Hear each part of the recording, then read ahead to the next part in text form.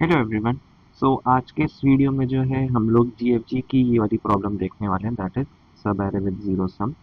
Question क्या कहता है वो देखते हैं कि we are given an array of integers and we need to find a subarray of size at least one whose sum is zero. Okay, and we need to return true or false depending upon whether there is a sub array present or not with zero sum. Cool. Let's see with an example. I have this array, and in this array as we can see that adding these three elements 2 minus 3 and 1, that is 2 plus minus 3 plus 1, which is equivalent to 2 minus 3 plus 1 is equals to 0. So we know that okay, this comes out to be 0. So we have found a subarray with zero sum. Okay, so if you guys don't know what is a subarray, so subarray is basically a contiguous part of an array. Basically, if I have this array, okay, so what will be a subarray? A single element will also be a subarray, like minus 3, these all are subarrays. 4 comma 2 is also a subarray. 4 comma 2 comma minus 3 is also a subarray. Basically what I'm trying to say, all the contiguous elements, right, these all are a part of subarray. So contiguous in the sense that this can be a subarray, this can be a subarray, or maybe this can be a subarray. But you will say that okay, 4 comma 1 comma 6 is a subarray. No, this is not a subarray because 4 is not in continuation with 1 comma 6. 1 comma 6 is a subarray although. Okay, so we need to find a subarray whose sum is equivalent to 0. Okay, now let's see another test case. So in this test case we have an element 0. So as I told you earlier, I'll just write it down.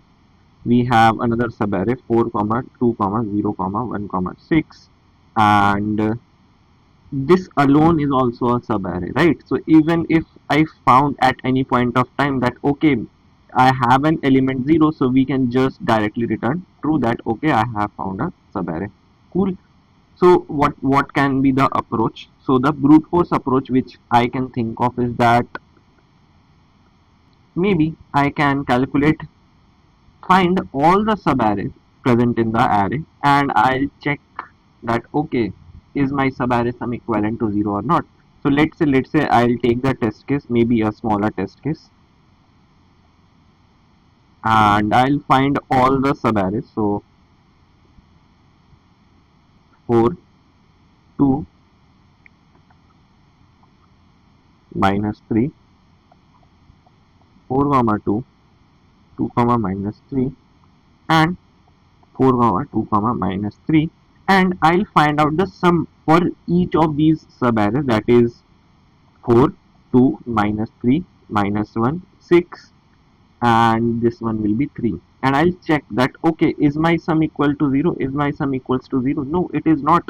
So I'll have a false for this answer, that is we didn't find any subarray whose sum equivalent to 0. I'll just return a false for this one. Okay, this one's the brute force approach, and since we are finding all our subarrays, so it will take a order of n square complexity because we will be running two for loops, one for 4 and then traverse entire array, then 2 and then traverse entire array. So it will definitely take order of n square complexity, so we will not go with this approach. We'll think of something better. Okay, let's head towards approach 2. Okay, so again I have this array 4 2 minus 3 1 and 6.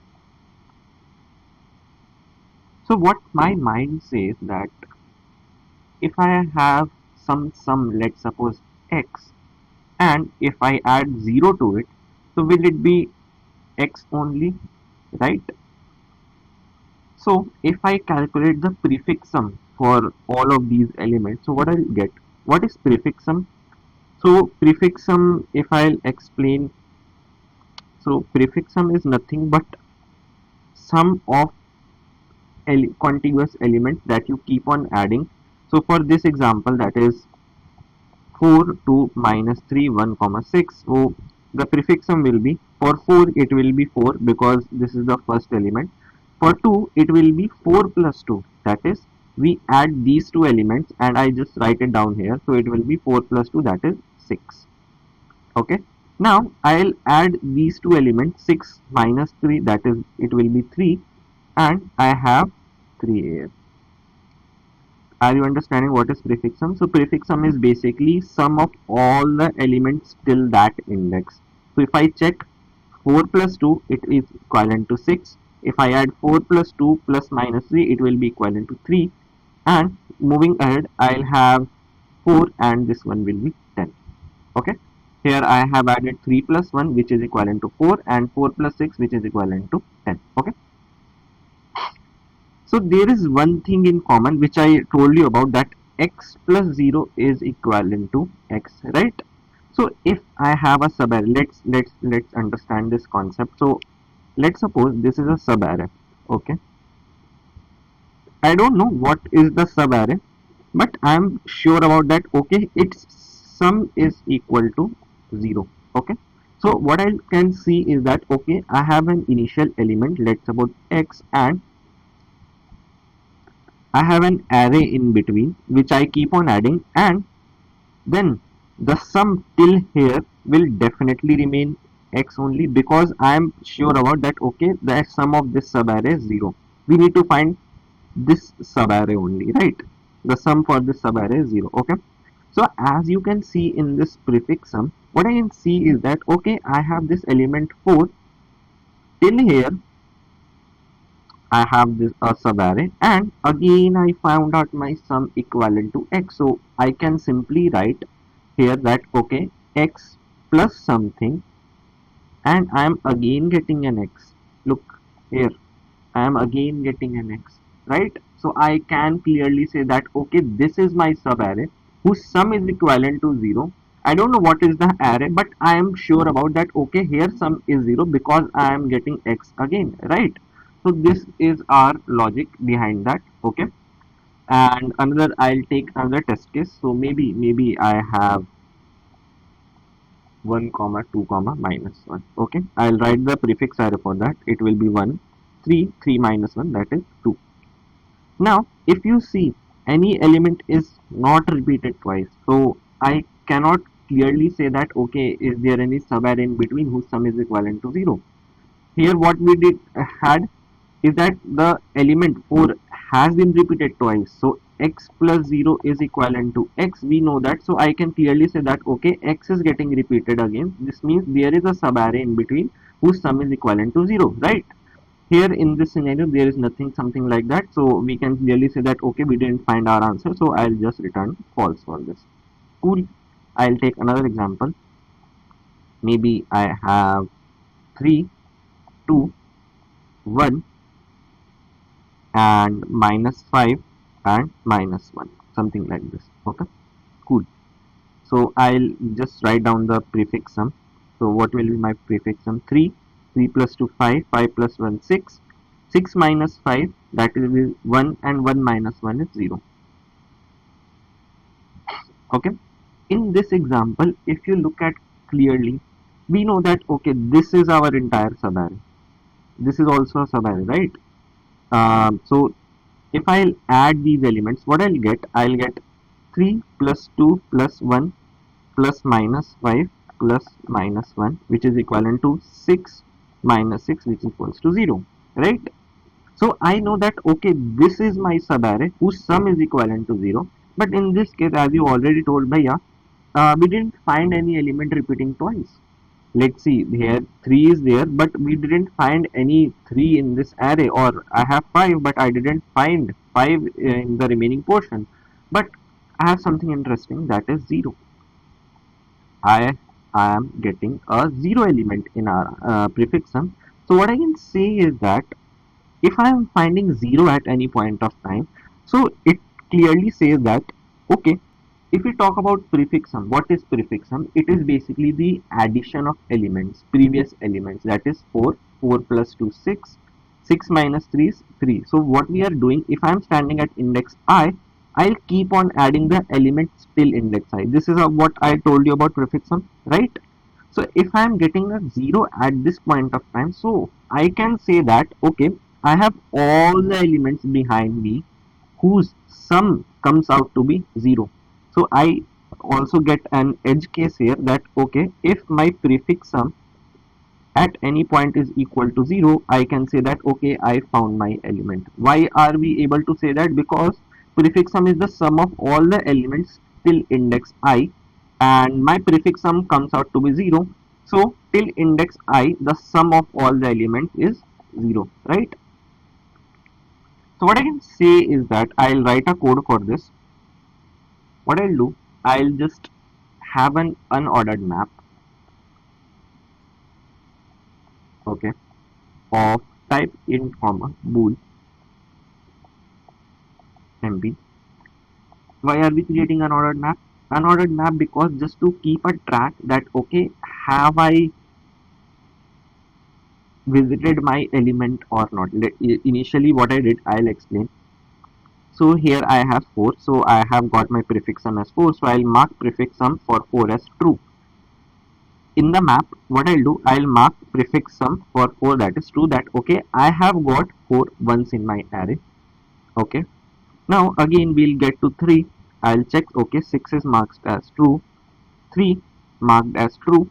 Again I have 4 in my array, but I know that okay, 4 was initially marked as true. That means I again ended up going at 4.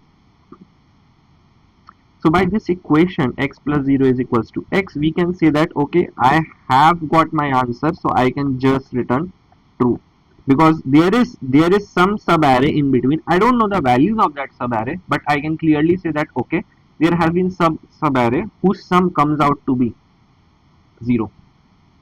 Okay, so I'll have a sum variable also, so int sum equals to 0, and I'll start a for loop from I till n, and what I'll say is that just keep on adding the current element. Sum plus is equals to num set I. Okay, if I found this sum, that is this scenario where I have found 4 and I know that okay, 4 did exist in my map, so I can just say return true in this scenario. Okay, but I already told you another case where I am getting 0 in my prefix sum, so I need to keep a check that okay, if my sum comes out to be 0, then also in this scenario also we need to return true, right? So I'll just check if mp at sum, that is this value is present in my map, or my sum comes out to be 0. What I'll do, I'll just return true in this case, right? If not, that is okay, I didn't find, so I'll just store that okay, mp at sum is equals to true. Once we are done with our for loop, I can clearly say that okay, return false. Are we clear for this code or not? What I did, I created an unordered map in which we store that okay, this will be my prefix sum value at index I, and it will be bool variable which shows that I have visited that or not, visited that number or not. Okay, and I'll keep on calculating the prefix sum, and I'll keep on storing it in my map that okay, initially I had 4, so I marked 4 as true, then 6, then 6 as true, and we'll check that okay, again did I reach 4 in my map. If yes, we know that okay, x plus 0 was x, I had initially x stored in my map, and there was some element, I don't know, some subarray, but I ended up getting at 4 again. So I can clearly say that okay, there was some element in between whose sum came out to be 0. And for this check, I know that using this example that my prefix sum can be a 0, which means that till element I had a sum for all those elements whose sum is 0. So I'll have a check. In this scenario, I'll return true. Otherwise, I'll mark my current value, that is current prefix sum, as true. Maybe we can try this on code editor, and then let's see. So let's see. So I have int n is equal to num dot size, and I created an unordered map of type int comma bool mp, and I have a sum value as 0. Okay, and I'll start a for loop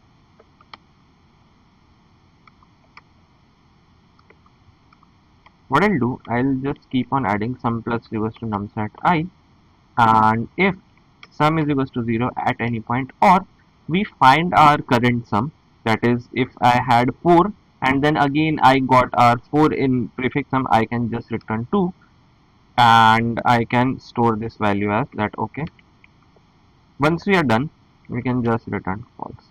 Maybe I can try running this code. So I have compile and run. Okay,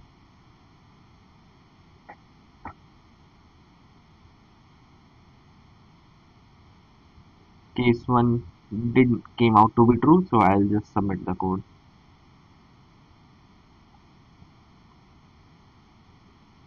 Okay, test case passed. So thank you everyone.